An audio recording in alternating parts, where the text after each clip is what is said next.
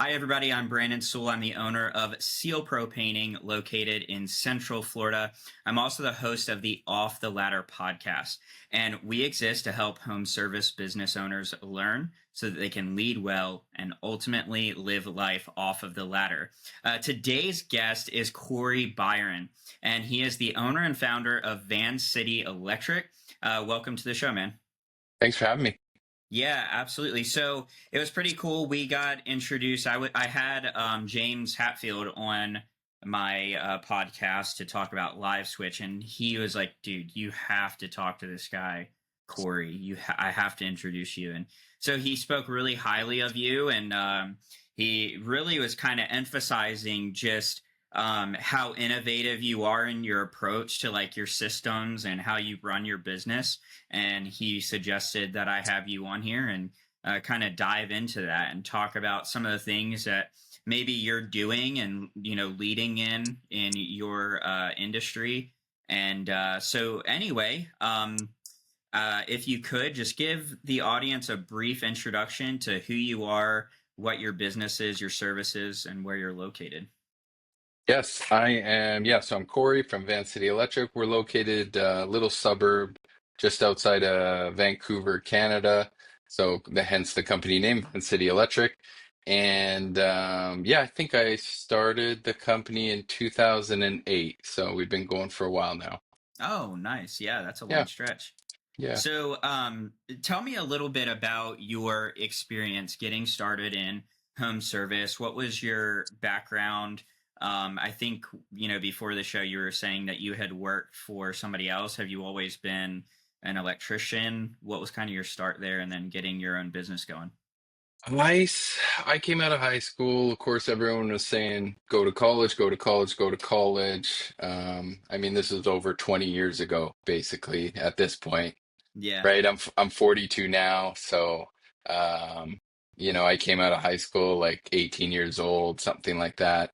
For Um, those of you who are not watching this on YouTube, Cory does not look 42. I'll just tell you that. I never would have guessed. That's crazy, man. I got You some bags there. Yeah, you it's probably starting to look fall away. younger than me. That's No, if crazy, you don't, but yeah, that's awesome. yeah. So So 20 years. That's yeah, phenomenal. yeah. Started a criminal justice diploma. I thought, it was like very high pressure back then. It was like, you gotta pick something. What are you gonna be? What are you gonna be? And I was like, I didn't know. Mhm. Um, Started doing a criminal justice diploma, as you do, Mhm. and working full time. And an electrician I knew was like, I was working 4 10-hour shifts at like a factory. Mhm. And he was like, well, you got Friday free, like come work for me. And I was like, I don't know. Like, I actually almost turned him down, which is crazy. Mhm. Because I was like, oh, trades is kind of like the backup plan. That's for losers. That's what I thought. Ooh, yeah. And went to work for him like literally a couple Fridays. And I was like, okay, like, I really like this. This is like, I could be making 30, 40 bucks an hour in a few years, and really no one could stop me but me. Like, Right. as opposed to going to college, I wasn't really like guaranteed anything after that, and at the time, a criminal justice diploma really was a whole lot of nothing. It didn't mean, I was going to Right. get some sweet job after. So I switched over right away. I just started full time Mhm. and got through my apprenticeship super quick. Worked for him for a while, then started working for another guy, and like I was telling you, I started driving him pretty crazy because once I learned my craft and I started to ride around with him every day, I started to notice little things like, scheduling was really disorganized. When we would be on site. Um, we had no CRM. There was no Jobber back in the day. I don't think Right. there was. I was curious if there actually was Jobber in like 2005. I'd have to look Right. it up. Right. But yeah, I started driving him crazy, asking a million questions and starting to push my ideas. And I was saying to you that yeah, after a while, after you got so many ideas in your own head, it's time for you to go do it yourself, which was 2008. So Yeah. Well, yeah. that's awesome. So I think maybe you're a little bit older than I am, but I think there's a generation where when they were working in the trades, obviously technology wasn't around, right? But then you had like, Oh yeah. smartphones come along, and obviously the computer started to develop more. Google, I think, came out like when I want to say I was maybe in like middle school or high school. So or Hmm. like it really started to like become a thing, um and so like you have this boom of like technology and everything happening, and I even worked for a guy for a long time, and he was resistant to technology, Oh wanting to yeah. like add in a CRM. And I'm like thinking in my head as like this young guy working for him, I'm like, this is so inefficient. I'm writing this customer's information down when I take the call, and and then I'm putting it into a Google Calendar for the salesperson. The salesperson is taking that information and putting it onto a written quote. So now that's three times.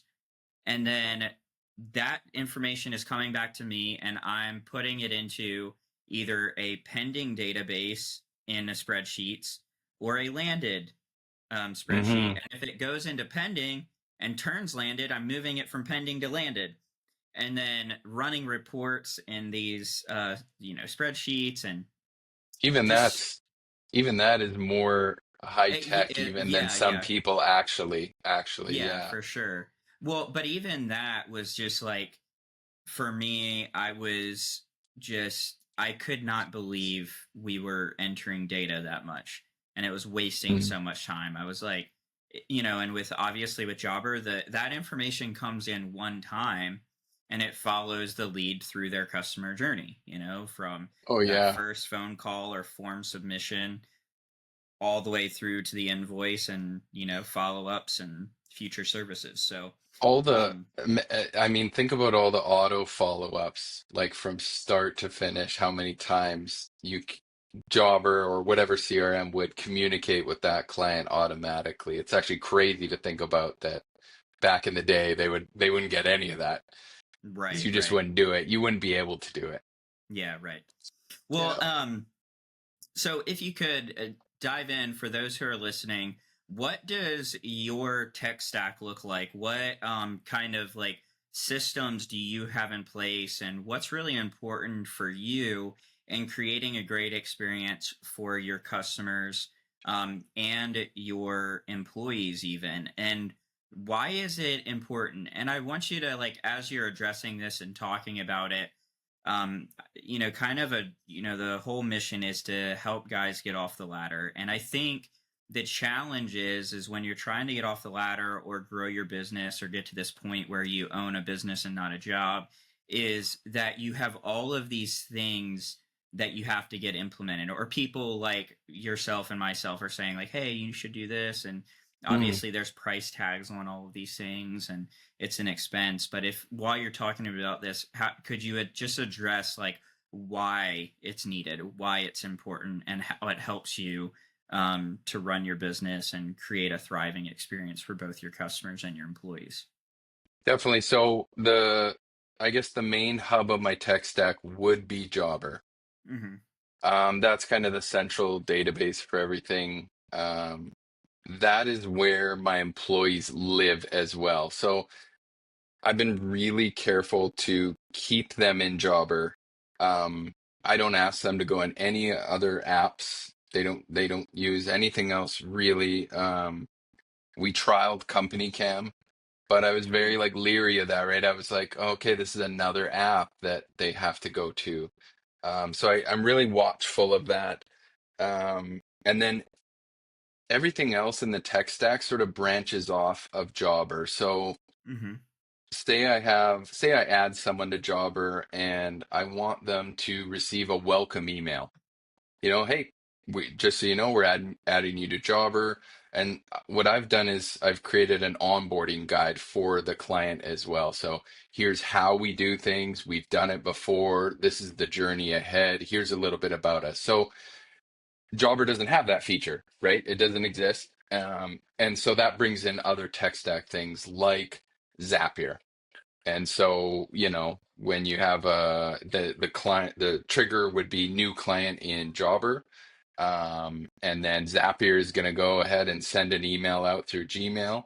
And so that's what I mean by that. Everything kind of branches off. Or same thing as nice job on the back end. We're done a job. I'm not going to reach out and ask for a Google review.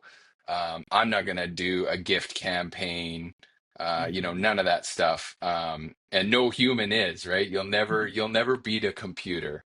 Yeah. Um, and this is sort of the why part, right? If there is something, if you're going to ask for a Google review over and over and over again, let's just let the computers handle it, Yeah. right? Yeah. You're not, no human is going to beat a computer.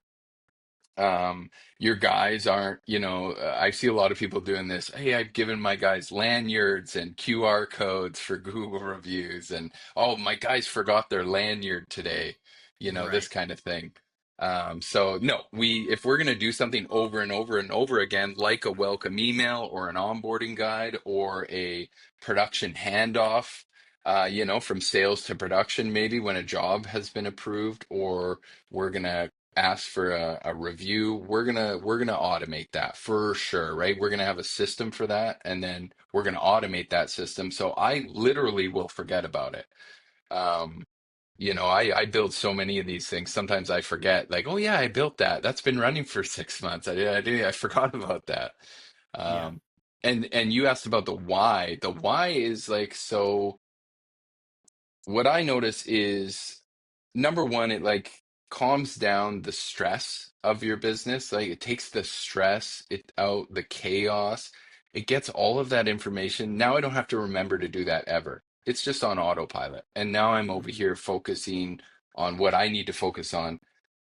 Um, oh man, I had another point there and I lost it. No worries. Um, yeah.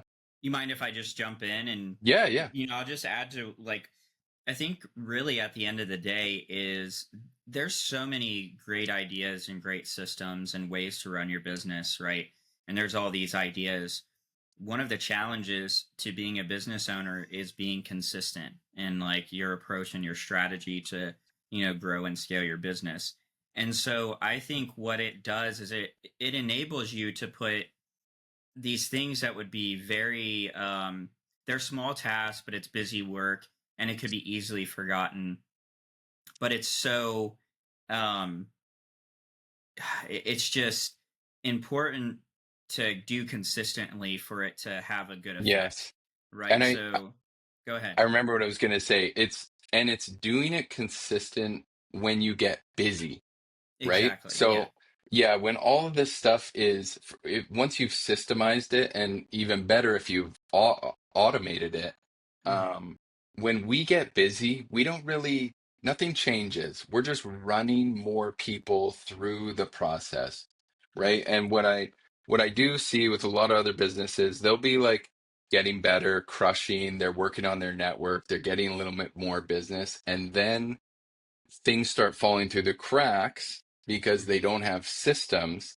And that's when you hear people say, "Oh, they're having some growing pains."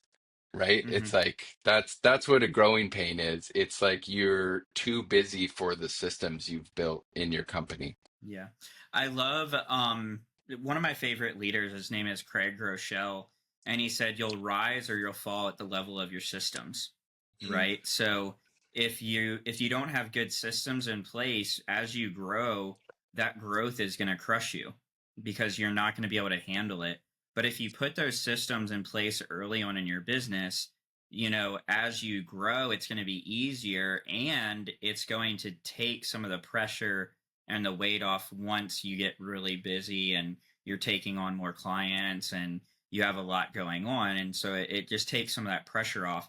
And I also wanted to mention, like you brought up reviews, and so we use Nice Job, and we have that implemented in our business. So as soon as a job is invoiced and it's completed, customers automatically receive a review.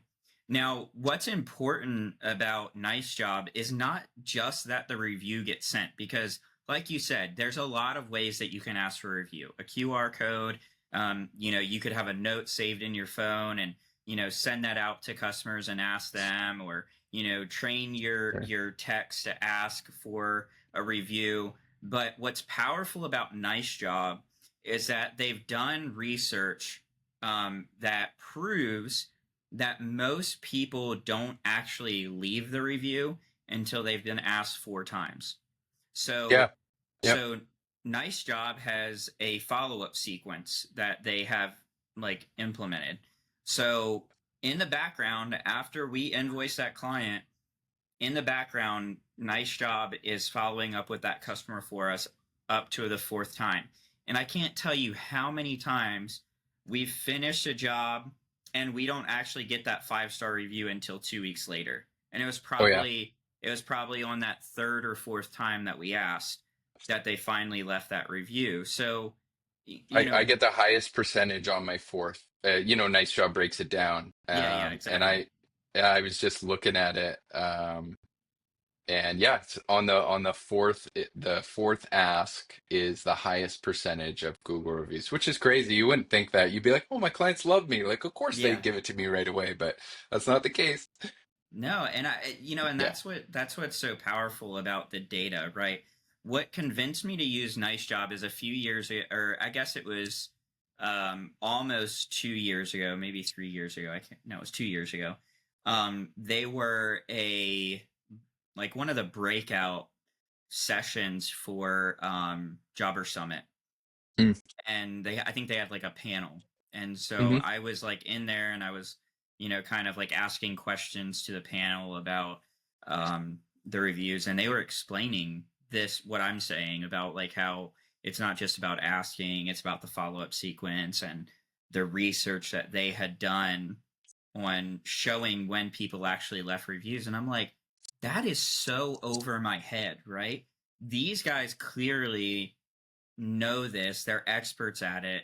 I need to utilize their software. And I share this a lot. Like before I was using Nice Job, I was using a company called Bird Eye, and we had started this new location, and we were trying to like transition our business from a city that's about 30 miles away east, and we were trying to get more of our business in the city where we are now. And we were struggling to get reviews. So for like 3 years, we had only gotten 10 reviews using this other software. Wow. And then I switched to Nice Job, and within a year, or actually, it wasn't even a year, it was like 8 months, we had added like 60 to 80 reviews. Yeah. And right now, I think it's just over a year of using Nice Job. Actually, I think it's a year. It's a year this month or next month. We went from 10 to now we're at like 113 or 14. Um, and for a painting company, that's actually a lot because we don't do a bunch of small services. Most of our Mm, yep. jobs are bigger and so we service less clients. We have bigger uh, average tickets. Yep.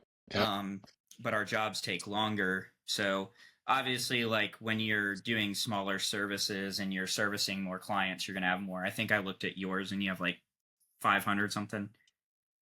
Yeah, I think we're 450, and then including like Home Stars, which is kind of like Angie's List down in the States.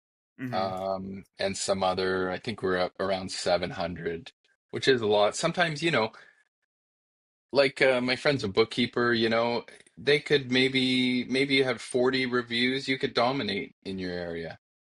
Yeah. Just with 40, trades are going to be, I don't have too much competition for Google reviews, but there's some guys on my heels around here. Okay. Yeah. You're at 450. Yeah. Yeah. So there's a company that's been around here, and I just think about this. Like I put it into perspective. There's a company around here that's been in business for like 20 plus years, and they have, I think it's like 100. Let me look.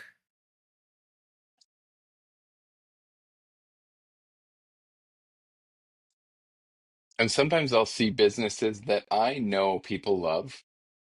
Like people will be just raving about these businesses and they haven't taken the time to like get on the Google review thing. And it seems crazy to me. I'm like, Sarah, Yeah. everyone loves you.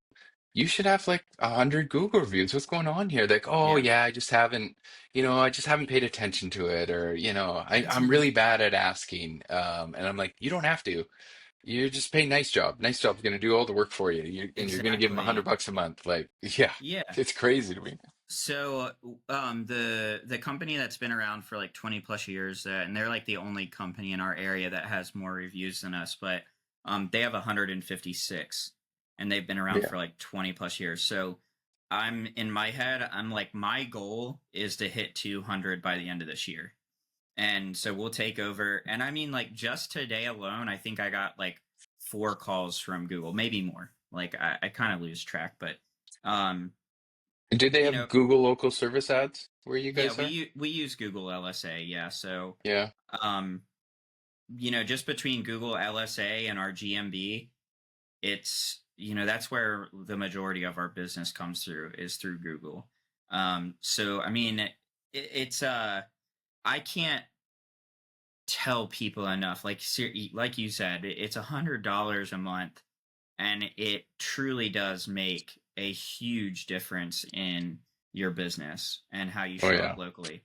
And I kind of like to think of like when I think of like, okay, what's my strategy going to be for marketing for my business? I try to take it like a common sense approach of thinking to myself, like, as a consumer, how do I engage in the marketplace? And like 100% of the time, probably is through Google. Like, Hmm. if I'm looking for a place to eat, if I'm looking for a pet groomer, if I'm looking for a mechanic, if I'm looking, like, it doesn't matter what it is, I'm going to Google and searching this service near me. Yeah. And then what am I doing? I'm looking for who has a lot of reviews. How consistent are those reviews? Like, do they have 100 reviews, but they haven't gotten a review in 3 years? It's a little iffy. Yep. Yep. Or maybe they have a 5-star rating, but they only have like 3 reviews. But then there's a company that has 4.9 stars and they've got 500 reviews. It's like, okay, I'm going to go with that company, or they're And going to be my yeah, first call. and you saw they responded to one just last week, or you know what I mean? Right, right, exactly. That consistency is Yeah, it's like important. a business that looks alive, you know. Sometimes I have friends that have businesses, but according to the internet, you wouldn't know it. I Hmm. mean, they look dead. There might be a Google My Business profile with 2 Google reviews, but I'm like, man, you're actually so much better than you're appearing right now. Yeah, and I think too, like, so for us, our ideal client avatar is like between a married woman between the ages of 35 and 50, right? So you're like right there in that millennial generation, and we grew up on technology, and our lives are driven by technology. And so even for me as a consumer, when I'm looking at a company, and if like they don't have an updated website, if they are not on social media and active, if they don't have a Google business profile, in my brain I'm like, this is, like you said, it's like a dead business. Like, Yeah. oh, maybe they're not operating, maybe they're not in business anymore. And so I tend to just be pulled to those companies that have that online presence. They have an updated website, they have social media, they have reviews on Google, they're active. So It's I think, hiring, and it's hiring as well, not it's not just your clients looking at that stuff. It's like for me, it's other electricians are going like, oh or yeah, I think in the business coaching I'm in, they call it your employer brand. It's yeah, like, what is your employer brand kind of saying to other people that you may be trying to hire? yeah, And like I think I've done a really good job of that. And I think that's why whenever I hire, it's not really hard for me. But I do hear a lot of people complaining, there's no yeah, one good, can't get a rock star, all this kind of thing. But usually when I set my mind to like, hey, it's time to hire a new journeyman electrician, um, I don't seem to have such a tough time because I think they are looking at the business and the social media and the Google reviews are going, oh yeah, there's something I like this. I like what's yeah. going on here, I'm going to give them a shot. So I mean, I probably get a couple to a few calls a week, like of people Hmm. wanting to work for me. Um, and I So mean, I have a we're question. I have a question for you. Do you have a system in place? for like the hiring. Yeah, because I just added like a careers page on my website, Yep. and I made a form, a fillable form where they upload all their information, and then that form I have stored in a database in Hmm. Airtable. Yeah. And so right now I've amassed like 80 applicants, and Right. they've all added themselves. I didn't have to do nothing. I didn't enter any data. Yeah. And you can bet when it's time for me to hire or we get really busy, I'm going to be going through that database going, "Hey, Tom," Hmm. and then what I've been thinking is I should set up some automations where maybe every 6 months my database automatically emails them and just says, "Hey, Tom, you're in our database. We're not actually hiring right now, but I just want to say hello, just keep in touch." And I don't know, Yeah. right? Keep those. I'm trying to treat them like leads, Yeah. right? Yeah. You Absolutely. Yeah. Yeah. So we have something similar. I wouldn't say that we have it that systematized, like to have it put into a database, but I do the same thing. So like as those calls come in, we have a careers page on our website as well, and a place where people can fill out an application and put all their information and submit it. So then that just goes into our email with their form submission. And Yeah. then, and then I'll also, but here's my thing too, is I kind of treat that like almost like a test. So Hmm. if somebody reaches out to me and I say, "Oh, we're not hiring right now, but please submit your information through our website and send me your resume." And if they can't do those two things, I don't want to hire them anyway. Now, Hmm. if they do that and we have it, chances are that I'm going to be looking for you to follow up with me. And if you don't Yes. follow up with me, I'm probably not going to call you back. So I had this one guy I hired back in October, and I wasn't hiring at the time. And I told this guy that I was like, "Hey, I'm not really ready, but send me your information. I'll do a I did a virtual interview just to get to know the guy, and asked him some questions, and he asked me questions, and I just told him I was like, "Hey, when I'm ready to hire, I'll let you know." This guy called me, texted me. He's like, "Hey, I really want to work for you. When Love it. are you hiring yet? When are you hiring?" And I was like, "I'm hiring this guy."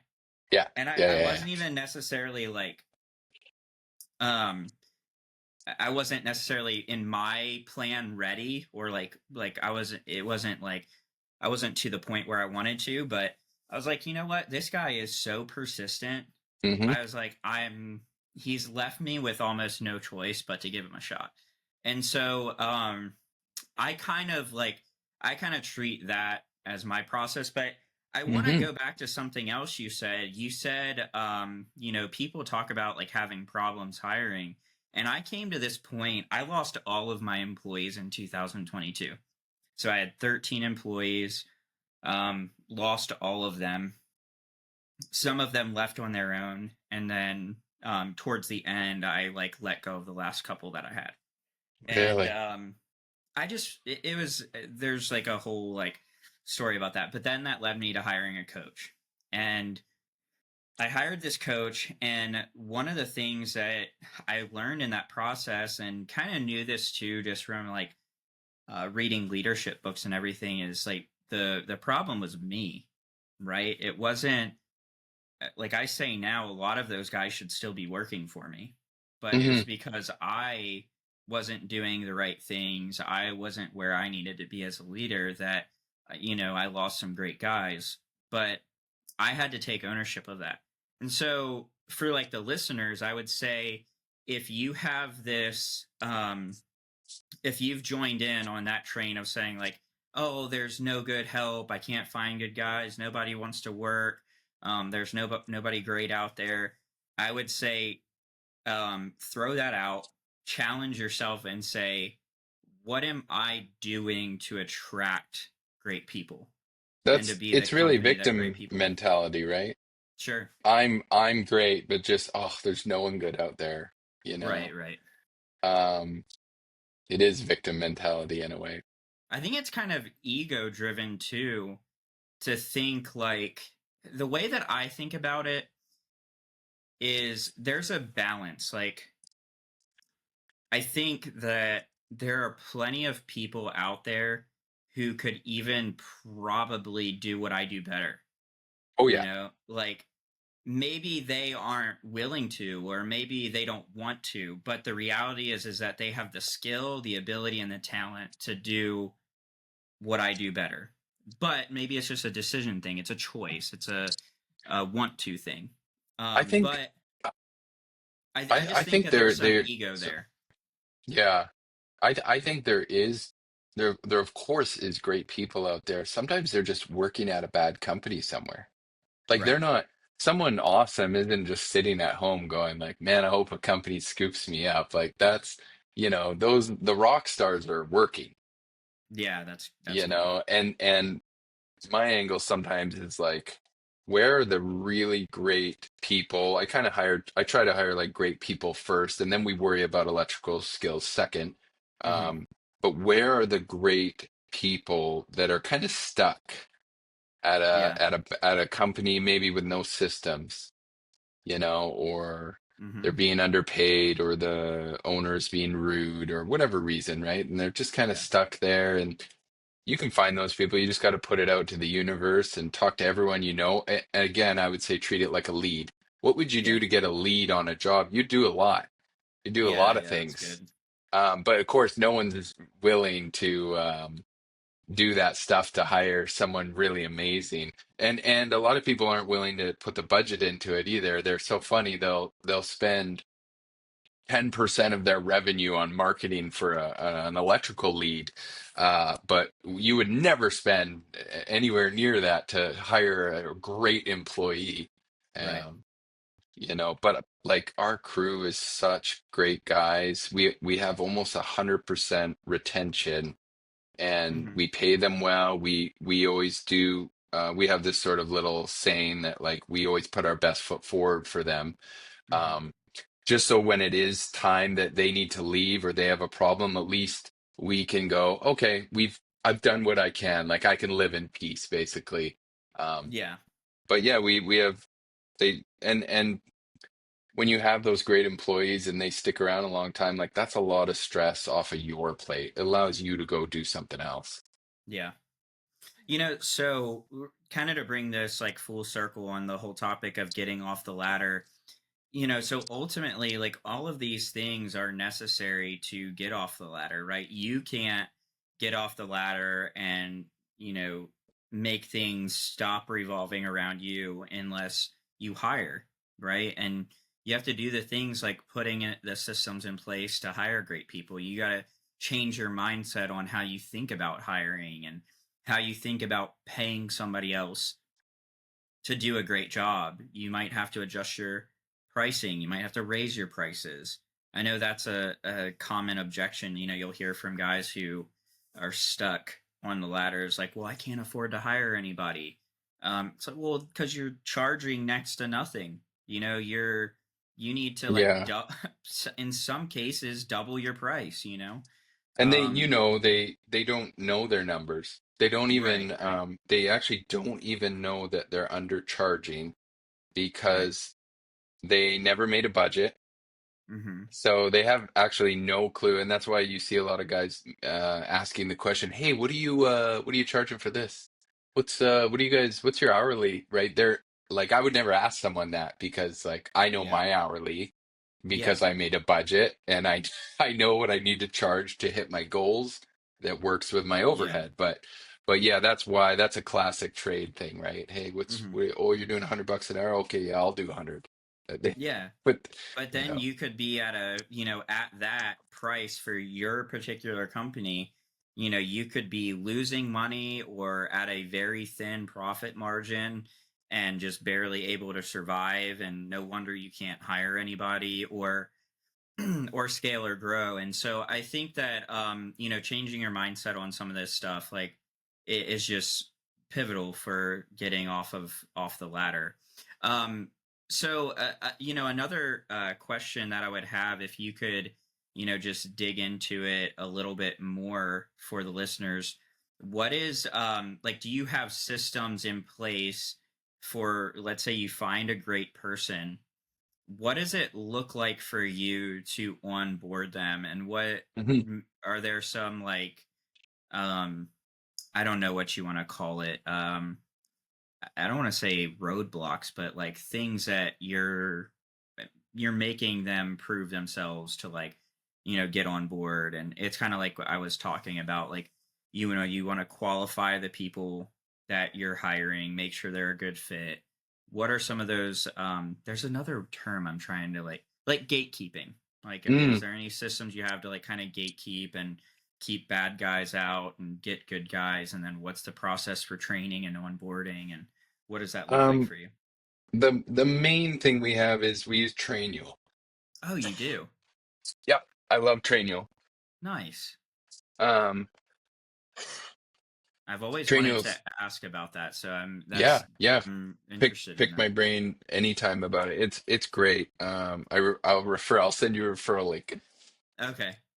But we've had Trainual for years. We used to balk at the price, and then one day my wife said, "Isn't that about the amount of one callback?" And I said, "Yeah, it is. You're right. Like one callback a month really is would pay for Trainual." So we got wise and we stuck with it. So Trainual is kind of where you would keep, standard operating procedures. We keep Mm-hmm. like our insurance documents, our city business licenses in there. We have like the story of how Van City Electric came to be. We have like a company phone list in there. If you're ordering something from the wholesaler, this is who you would talk to. Um, Mm-hmm. and then basically, Trainual is broken out into subjects. So when we have a new employee, um, this is where Trainual, I actually use Trainual more when we hire someone new because my guys have been around forever and they're like, they know it all. So they don't Sure. need to go in Trainual really. Um, but when I have someone new, basically their first day is not so much on site. Mm-hmm. It is I've assigned them trainual subjects. Like here's Okay. 20 subjects that I just Mm-hmm. want you to go through. And part of trainual is you can have tests, you can see their progress, you can see how far Nice. they've gone through those subjects, right? And so I thought it was just it was a great way to get a new employee up to speed quickly because I think with the lack of people out there and maybe the boomers retiring, I thought maybe the businesses that were going to do really well were going to be the people that could like hire and get their new employees up to speed quickly. Mm-hmm. And that's where Trainio Yeah. comes in. So yeah, basically once we decided to go forward with someone, instead of just sending them out to do electrical, they would spend a day at home, a paid day, or they can come into the office and just go through the subjects together. Um, our last woman we just hired, um, we just she did her training subjects, and then she also just sat beside me in the office, and we just went through Jobber, like this is how you book a day off, and this is where you put your hours in, and then if it was a journeyman, I would probably definitely send them out with the crew, right? So that's the ultimate test, really. Hey, Mm-hmm. I'm sending you our new employee today. You guys are going to be roughing in this kitchen. Let me know how it goes, and your Mm-hmm. crew's going to give you feedback. They're going to say, yeah, oh, they're great. Yeah, they're doing good, or I don't know about this person, or da da da. But yeah, usually when I'm Yeah. hiring, I'm thinking the whole time, is this person like a really good fit for our company? Are they Yeah. going to fit or aren't they? That's really Yeah. the question. The electrical work, we do a lot of service, so our electrical is kind of easier, I would say. Mm-hmm. Gotcha. Little service calls. Yeah. Yeah. So, I mean, what I noticed when I started to, I don't have Trainual, but I do have, like, a employee manual, and I have like an onboarding process and a training that I do. So when somebody comes on board, there's a entire process that they go through before they ever step foot on a job. And it's amazing how even just having that in place creates a different just expectation Hmm. for my employees. Whereas if you're just like you bring somebody in, there's no onboarding process, there's no Yep. training, there's no introduction to the company. It's like you just throw them on the job, Yeah. and on the job training, it's I think you're setting yourself and that employee up for failure. Whereas Yeah. like with the process you have, and like our process is similar but different, but it Also sets for up. hiring, right? Yeah. So that person is interviewing with two different companies, but except for your company is saying, we actually have a whole training program built out. You know, Right. when you're installing a Tesla EV charger, we actually give you an app. You can write in there Tesla, boom, the install manual for the Tesla charger comes up. You know, you're out hooking up a hot tub, type in hot tub and you'll get like the top 10 common hot tub fails. You know what I mean? Like Hmm. when you're saying that stuff to an applicant and then on the other side the other guy's like, "No, yeah, we'll get you going." You know, and ah man, Yeah, you'll yeah. you'll figure it out, you know, like they're choosing you. They just are. You know, Yeah, yeah, for sure. I love the psychology of that stuff. Yeah, and I mean it really is. And I mean the way that I think you have to also kind of self-reflect and say, do I like when I look at myself, I say, "Hey, I consider myself an A player. I consider myself a all-star, right?" And if I didn't have my own business, and if I was looking for somewhere to work, what would I be looking for? What would Oh my yeah. expectations be? You know, if I showed, I would like ask myself this in the past. I would say, if I showed up to work for this company, how would it make me feel? What would my perception be? Would I perceive it as, wow, that was a really great experience. It was professional. I Hmm. felt confident. I felt like I had opportunity and a future. I feel like that would be a place where I Hmm. could grow Yep. and learn, right? Yeah. And when I sat back and I asked myself this years ago, it's like at the time I didn't have an office. Mm. And you talk to like different business owners, you don't need an office, just like it's Yeah. too much over. Interview them at a Starbucks, or meet them at a restaurant, or meet them in a parking lot, meet them on the job site. And I'm like, well, how would I perceive that if I was the one going to that interview? And the reality is like I wouldn't have a good perception of that experience. Yeah. So I was like, I need an office. I need a place where when someone comes in to interview, they enter into an atmosphere where our core values are on the wall, our mission is on the Hmm. wall, our branding is around. They feel that, and then I point them to it. They're sitting right there, and I say, "Hey, look right there. Those are our core values," and I'll read through them. Here's Love our it. mission as a company, and this is what you'd be coming on and being a part of. And there's our org chart, and this is where you fit in it, and here's your opportunities, and this is how you can work your way up. And that's all right there at the table when they walk in to do the So interview. good. So And good. Yeah, so, you're getting that applicant, right? And now all of a sudden you have a team of these people of rock stars, right, right? Like after a few years of that, and and everyone else got the leftovers, basically. right. So And good. I like what you said about great people aren't just, sitting around doing nothing, they're out working. And Yeah. so what I found is once I refined my process for hiring great people, um, I actually a lot of my guys were recruited from my current employees. They were like, "Hey, jump ship, come over here. Come work for this guy. This is a way better experience. Come Totally. work over here." And so actually a lot of my guys, they're great, and they came from other companies locally. Oh yeah. And I love that you made that point. And and that kind of we do incentives too, like bonus incentives for like bringing somebody on board. So like you can earn a bonus for um, bringing somebody on, and if they last 90 days, we'll give you a bonus. You know, Um, your onboarding process, it sounds like something to be proud of, and it is. And the opposite of that is I was talking to a guy a little while ago and he was complaining, of course, you know, oh millennial, I guess I'm a millennial, but this new generation, blah blah blah. And I said to him, I was like, you don't even sound excited about your company. Like, yeah, like you're not selling me right now, so I know you're not selling these other applicants. Like, right. you know, like, man, come on, let's bump it Yeah, up a bit here. yeah. Yeah. Well, so I'm going to transition this a little bit because I know we're kind of running out of time, and I don't want to miss the opportunity to talk about this. Obviously, I said we got introduced to one another through Live Switch.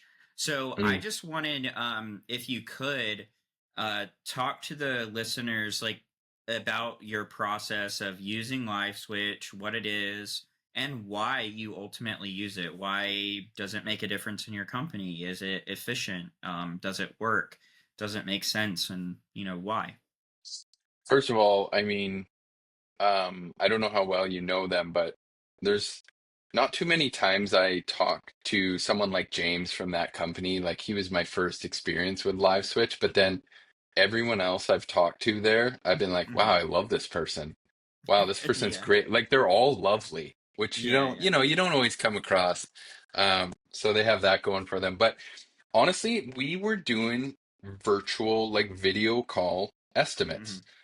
Traffic's horrible around here. I was driving around trying to do all the estimates, coming home rattled, so rattled at the end of the day, trying to do the quote the next day if I didn't have anything planned. Um, you know, I was just getting put through the grinder. Then COVID hit, of course.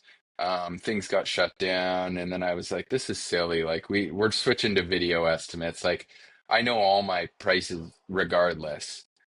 Hmm. And so, really, when we do a video call estimate with someone, I'm actually just looking for little specifics of that situation. Like, a service upgrade is a service upgrade. That's it's going to be generally the same price, but maybe sometimes I just need like the brand of panel, or I need a picture of your panel so I can do a load calc, or you know what I mean? Or oh, you want an Hmm. EV charger? Well, they're generally this much, but how far is your EV charger?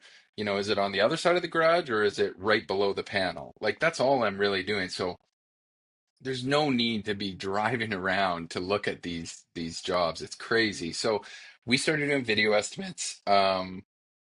I tried WhatsApp, Zoom, and FaceTime. All three kind of have limitations, different limitations.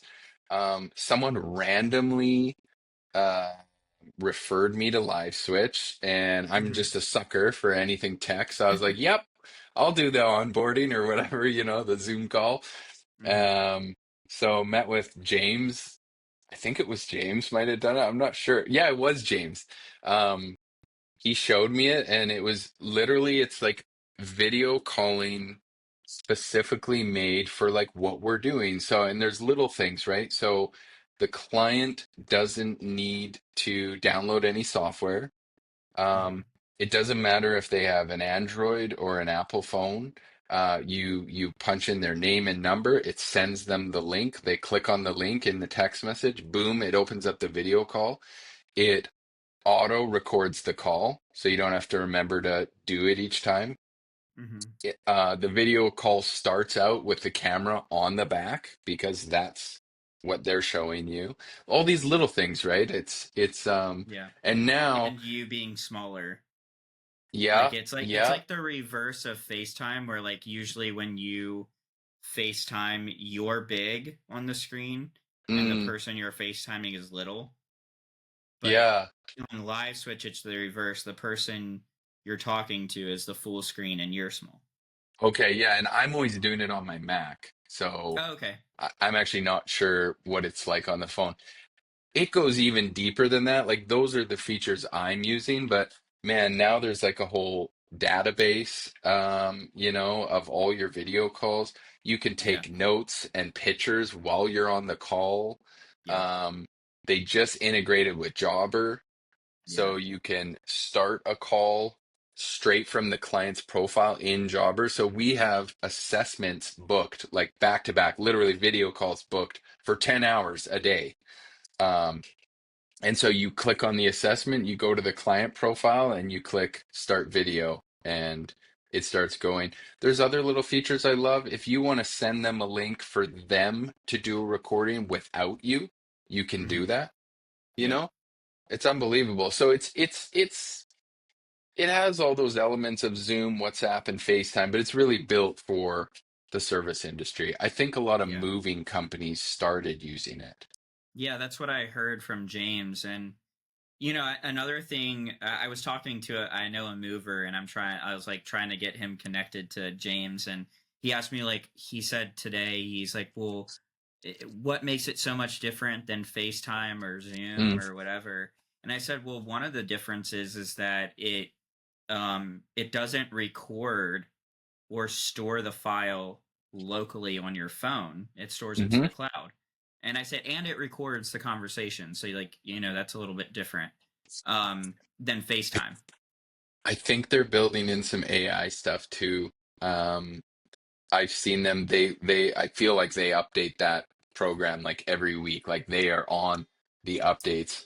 Yeah. Um, Even the Jobber integration, Zapier integration, like they are firing it Yeah. out quick. Yeah. And so I'm gonna assume that soon when we do a video quote, we're probably gonna get an AI report of that Yeah. video Yeah. session, which that'll be pretty wild.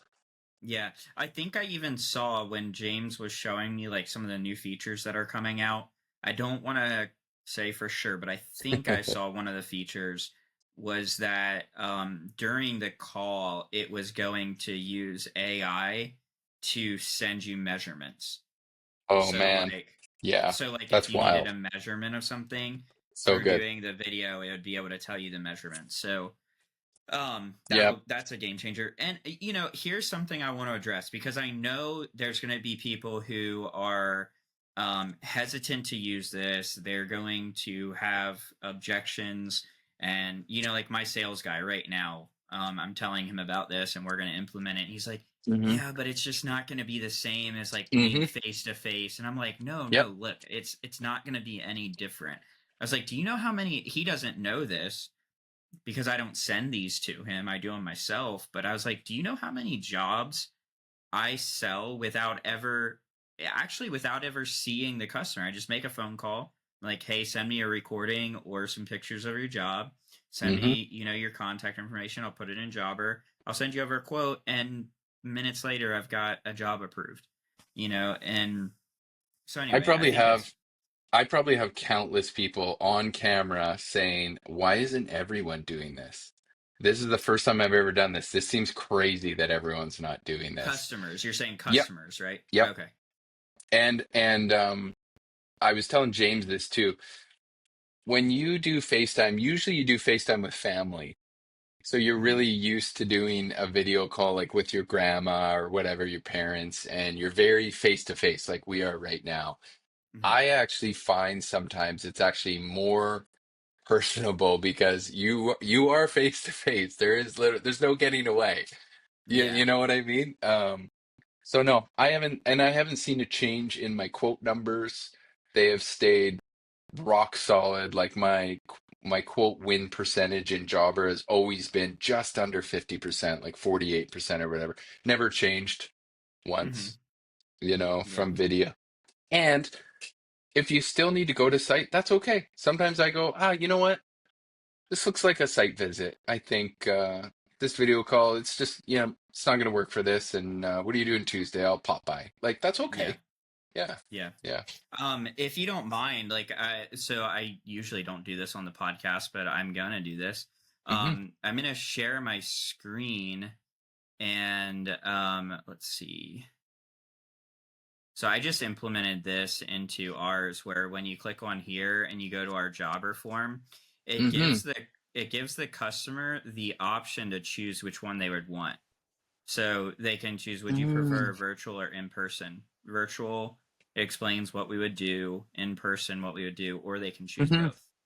Yeah. So anyway, there's ways to like deal with it too, like that. And then Yep. obviously like on our home screen we have where they can just get the virtual estimate, which you know what this looks like. But for those who might be watching on YouTube, for this podcast, that's what it looks like. Um, so Love it. I think it's a pretty powerful thing I to feel have so implemented. efficient. I mean, when I see my estimators, we have 2 days blocked off a week for these estimates. And Mm, both days, one's a Tuesday and one's a Thursday. It will, and we work 4 10s. So that 10-hour day will be literally 1 hour blocks of video calls, and I love it because I know 10 estimates are going out that day, and they're yeah. they're getting done on the spot. I did one this morning where it was like a $600 electrical estimate, and I Hmm. literally built it as she was talking. I said, "Well, I'm all done. I'll send it to your email, but it's $600. I'll just tell you right now, and let me know if you have any Hmm. questions. Send, done. You Yeah. know." I mean, look, I mean, I get people having like some hesitation or Yep. questioning it, but the reality is I think the people who are going to win long term are people who don't resist change. They don't resist innovation. They don't resist like implementing these new ways of doing things. And Hmm. so I think like even during COVID, like that was when I started doing a lot of virtual estimates during COVID. And I knew a lot of people who were telling me, they're like, oh, we can't do any bids right now because we can't go measure. And I was like, whatever. I was like, I'm gonna tell people to schedule a FaceTime call with me, and I'm gonna go ahead and just bid their job. I just need eyes on it. I And I think that it's just, you got to change your mindset on how you think about those kind of things. do you think this because I get pushback sometimes. I have some friends in the States, and I've always felt it's a very like a more American thing. I could be wrong about that, but the whole I need all the decision makers at the table. And then we're gonna overcome your objections. You know what I mean? That kind of style. I've never liked it. I don't think people in Canada like sort of the high pressure, Yeah. well, what if we could fix that for you, and like you overcome that objection, then the next objection. Like if you Hmm. did any sales training, that's kind of what they push you towards. Yeah, for sure. Um, and this is more of like, hey, I just want to give you the quote for what you need. Like I'm not even doing best, better, and premium because Hmm. deep down in electrical, I don't know if I believe that is a thing. So I'm Sure, not, sure. yeah, I don't want to sell it to someone if I don't think it's a thing. But yeah, that's kind of where I get pushback sometimes Yeah. oh, you're not going to site. Like, oh, you don't really want that job then. It's like, no, I really do. I just don't No, need to go to site. I think that people have I feel like it's a limiting mindset, and in my personal opinion, I think it's like I feel like I can land the job talking to somebody on the phone. I can, and never seeing them. I can land the job face or doing the live switch recording, and I can land the job going and Hmm. meeting with them in person. It really doesn't matter to me. What matters to me is making a personal connection with that customer, making them feel comfortable, and them trusting us and earning their business. And I think that looks different for all types of people. And I want to ultimately, I want to give the customer what they want. So I Hmm. do have some customers who are like, no, I'd rather you, like, I could say, like, hey, when are you available today? And they might say, no, I'd rather you come when my husband's here so that we're Hmm. both there. Right. Now if I call and they say, oh, well, is it okay if it's just me?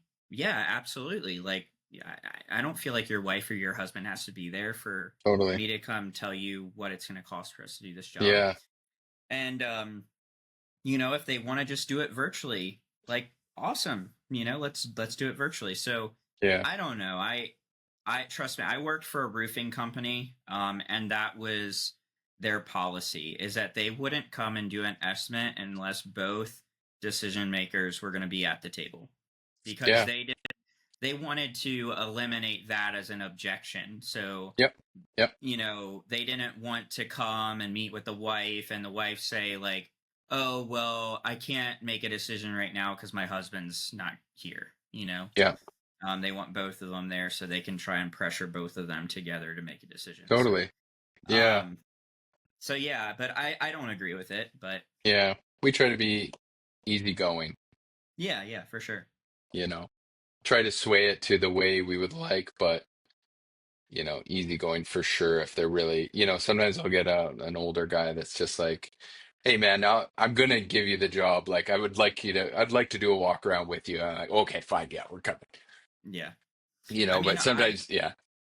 it, here's another. I'm willing to innovate and implement things if it means that I can meet the customer where they're at and what their expectation is. So what I mean by that is if a customer expects or is desiring like a Amazon Prime type service with us, I think about this all the time. I'm like, how could I have on my website where somebody could go in and like submit their pictures, what their job wants done or what they want done, and have almost like an a la carte like option of like, hey, I want this paint, I want these areas to get painted and these not to, and then it spit out a price, Oh and yeah, they I've seen pay it.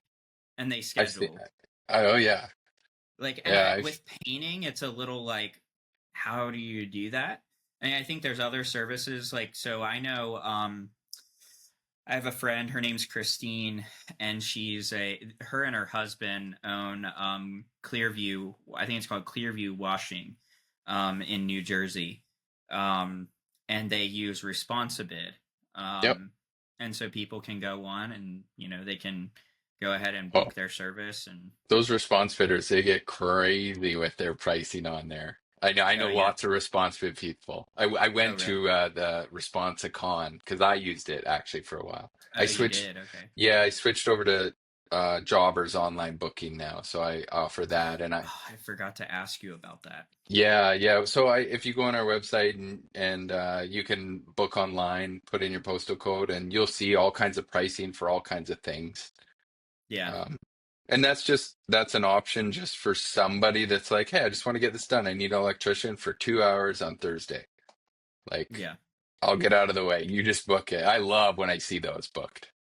Yeah. Yeah. I'm constantly like willing. I was just talking to my wife the other day. I'm willing to try the things that, people say like, "Oh, that like how would you do that? That doesn't make any sense." Like I have a Mhm. service contract for a painting company and I don't really know anybody else who does, but I've heard so many people say like, "Oh, how could you have a service contract for painting? Like how could you do that? Yeah, like how Mhm. can you make it work?" But I have. And so like we finished 2 service contract visits today, and and I make an annual, it's like annual guaranteed revenue from those. Yeah. So I love them. But anyway, I was talking to my wife, and this last thing I'll share, and then I'll let you close and share some maybe last thoughts or respond to what I'm going to say. But um I was like, babe, we get people who sometimes tell us like, hey, it really just isn't in our budget. We're gonna do the job ourselves. And what's a really popular thing for people who buy a house or selling a house or they're about to move into an apartment is they'll like buy pizza, buy some beer, and have some friends over and paint their house. Hmm. And so I was like, babe, what if we had a service called like pizza and paint? And it was where like we had our customer, we're like, hey, we understand, it's not in your budget to hire us for the whole job. But for $500, you can hire us to send one of our painters for just the first day Hmm. to help you get set up, train some of your friends and family that are coming to help you. We'll like show you like the best tools to use. We'll show Hmm. you some prep, maybe help you paint one room and show you how a pro does it. And then the rest of the job, you have all these little tips and tricks of how to paint the rest of your house.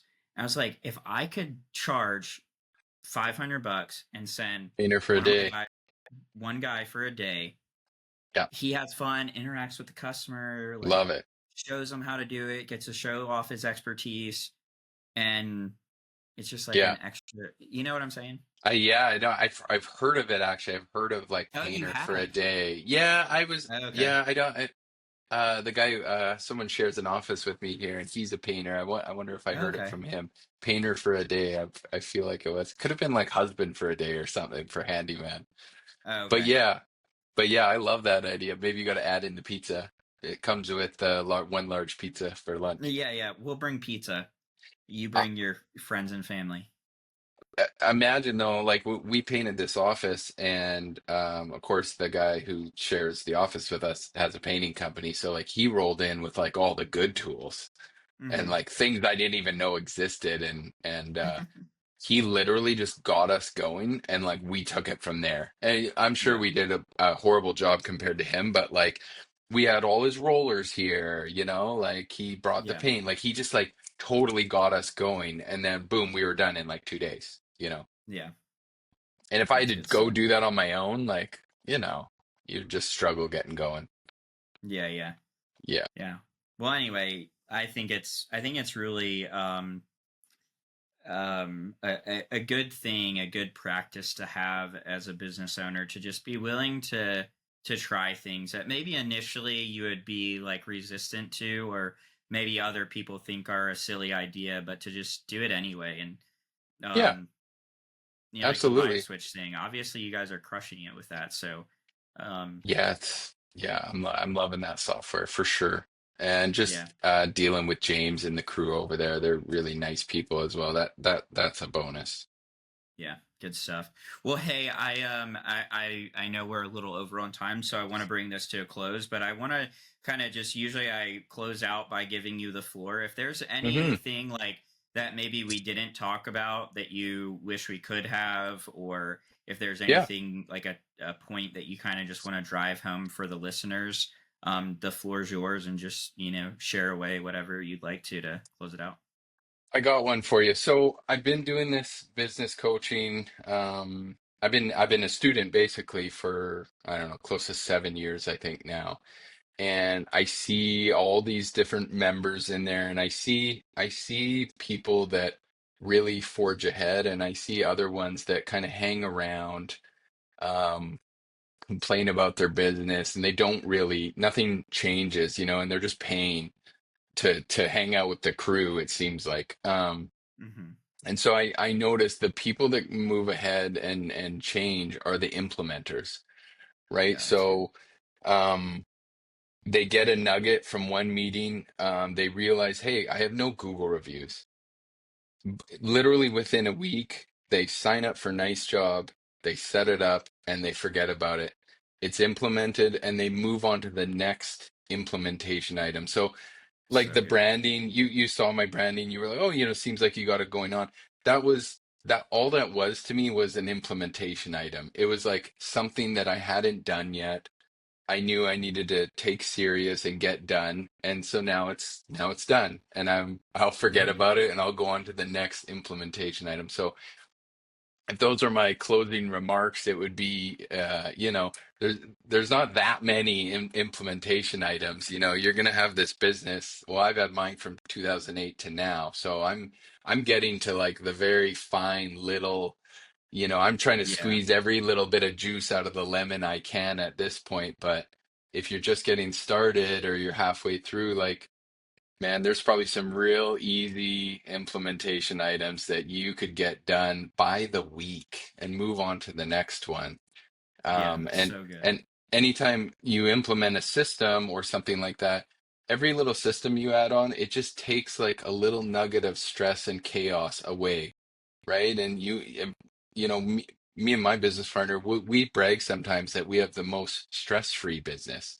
We might not have the Yeah. biggest numbers, we're not the richest Hmm. guys, but we golf every week during the week. You Yeah. know, we're not putting out fires left and right. Things seem to run relatively smoothly, and we're really proud of that. So, Yeah. anyways, that's my closing thought.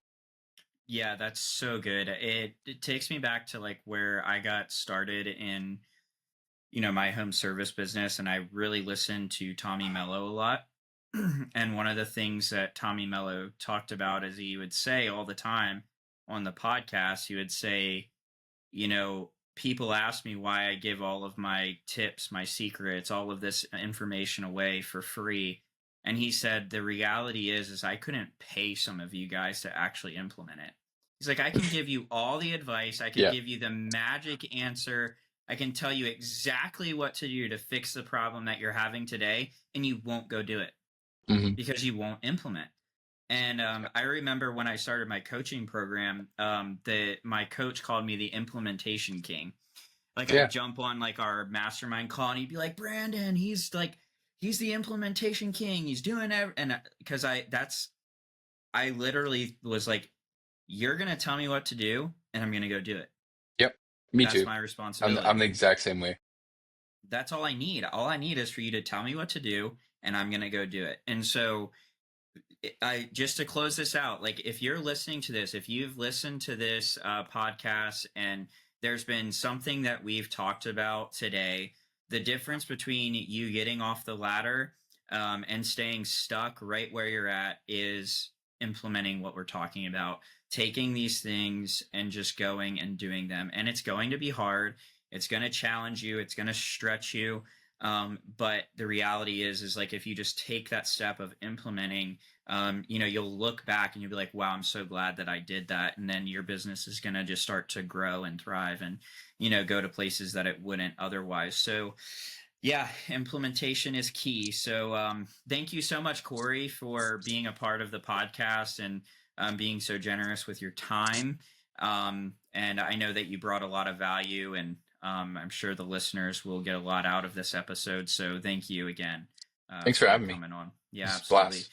Yeah. So if you're listening, obviously this is going to go on YouTube. So if you're watching this on YouTube, please like this, comment, share your feedback, subscribe to the channel, and share this with somebody so that they can learn from it.